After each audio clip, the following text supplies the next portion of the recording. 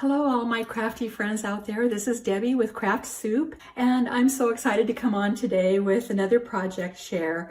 I do have a couple of things to share about this video today. First of all, this project share is in response to MayMay's video tutorial that she did on a mini folio, and I was so inspired by it that I decided I wanted to try it. Now, many of you have been sharing with me that you're MayMay fans, and boy, do I understand that. She's just awesome. If you haven't gone to MayMay's channel, make sure you do. I'll put her link in the description box below. Her channel is called MayMay Made It. This project share is in response to that.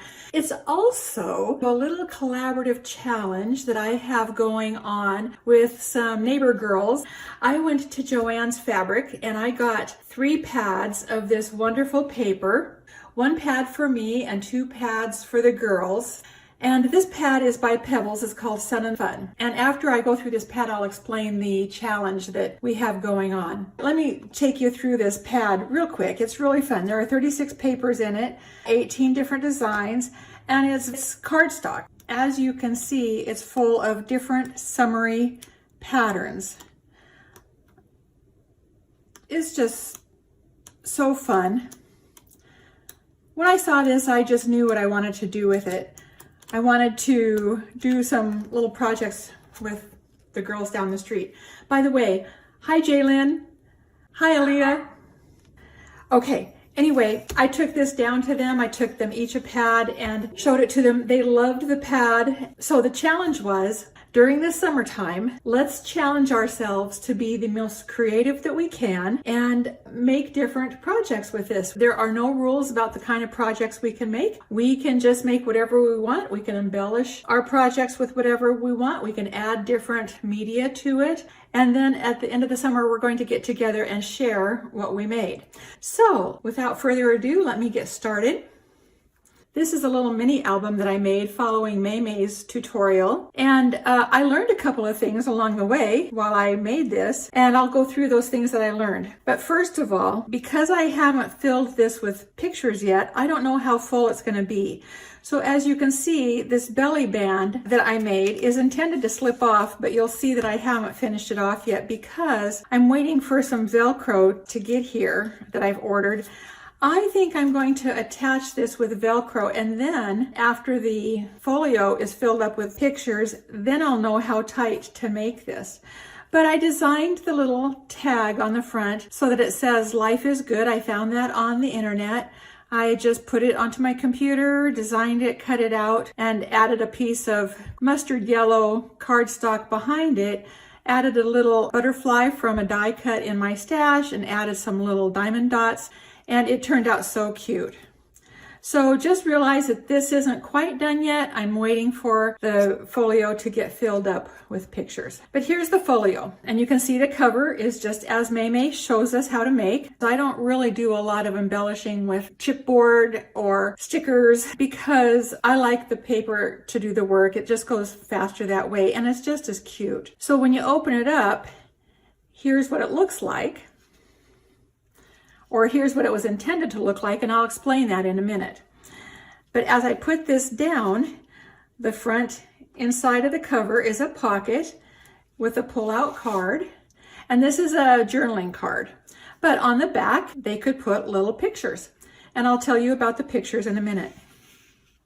In the middle is a pull-out fan fold. At least it was intended to be. But before I tell you what happened and the decision I made to change it, I want to pick this up and show you how already, even without photos, it's pretty stuffed, right? And when you put photos in there, it's going to be even more stuff. So now as I put this down, that will explain why I made a change that I did.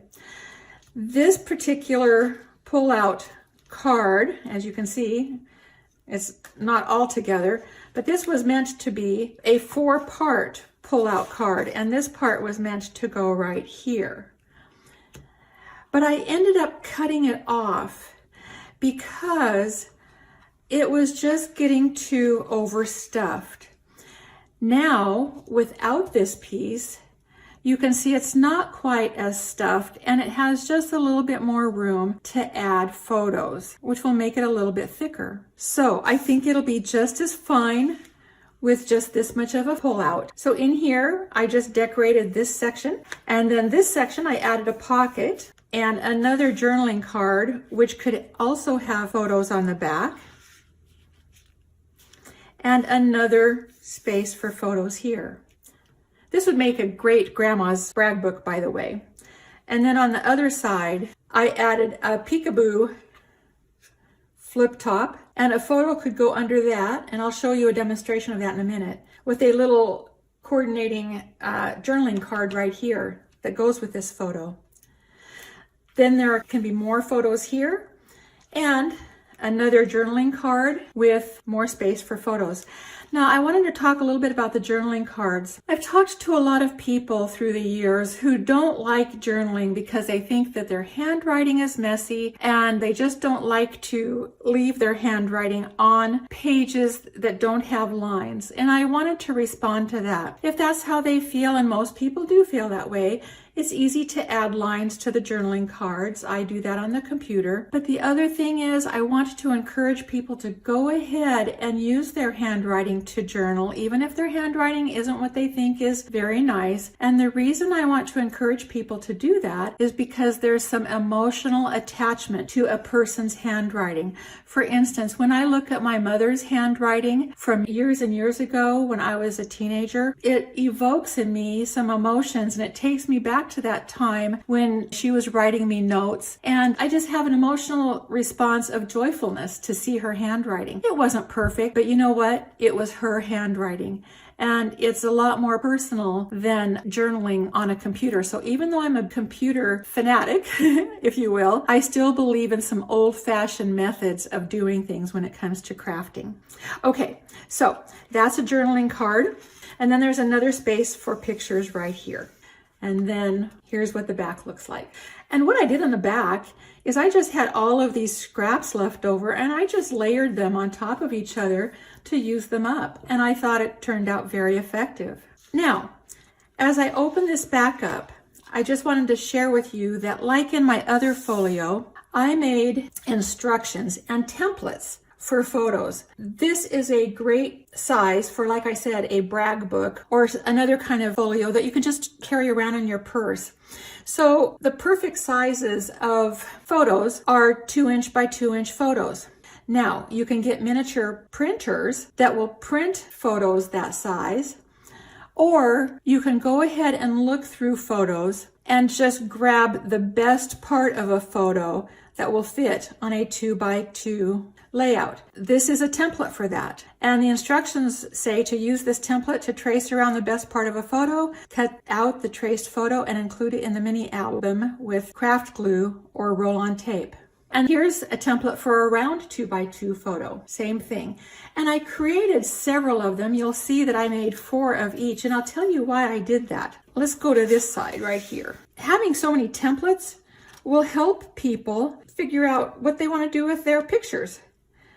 They can have pictures overlap like that, or they can have one round and one square, or they can have 2 round ones, or 3 round ones. In the peekaboo flap, they can decide whether they want a round photo or a square photo.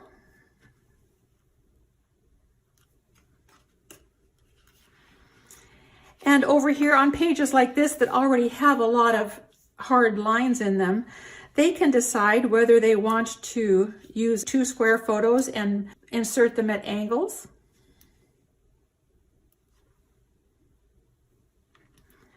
or they can decide whether they want a circle and a square, or 2 circles.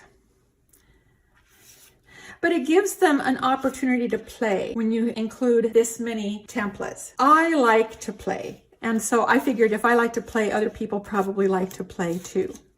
So that's why I made 4 of each. Now, if this gets too filled, then I might end up cutting off this flap too, this one right here. I don't know what choice I would have other than doing that, but we'll see. I'm just jumping in here to share a surprise with you. My friends, if you have enjoyed this video, please give it your thumbs up. And if you want to see more videos like this, please subscribe to my channel. I'd love to have you be part of my crafting community, and make sure that you hit that notification button to get notified when I've uploaded a video. It's sunny outside and I'm going to go out and enjoy the sun, and I hope that the weather's nice where you live too. So I'll say goodbye for now and I'll be back soon.